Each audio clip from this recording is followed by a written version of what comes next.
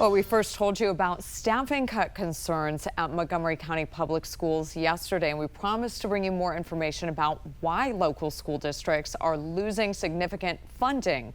And due to severe weather yesterday, we now have the rest of that story for you tonight. Yeah, the 7 News I-Team has been tracking billions in pandemic relief money flowing through school bank accounts for months.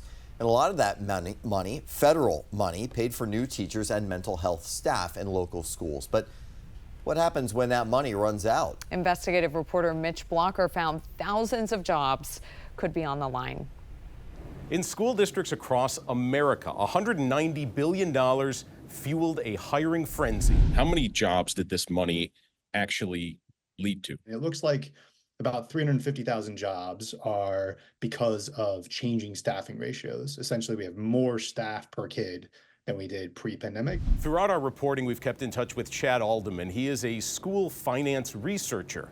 He's helped us keep track of all that COVID relief money. It's in a fund called the Elementary and Secondary School Emergency Relief Fund. It's called ESSER for short. Just like the Paycheck Protection Program was designed to help businesses get through the pandemic, the ESSER fund was for schools. Here in the DMV, our schools got $5 billion in federal funding, and they have until the end of September to spend all of it. What happens to these jobs when the money runs out?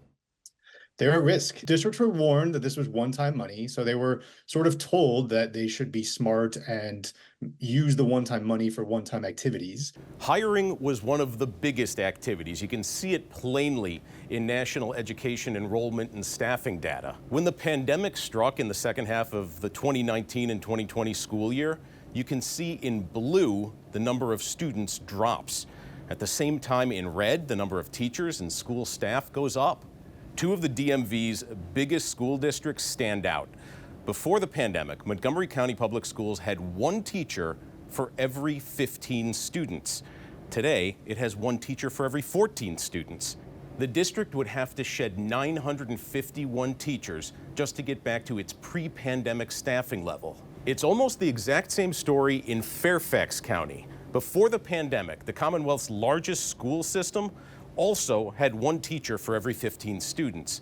Today, there's one teacher for every 14 students.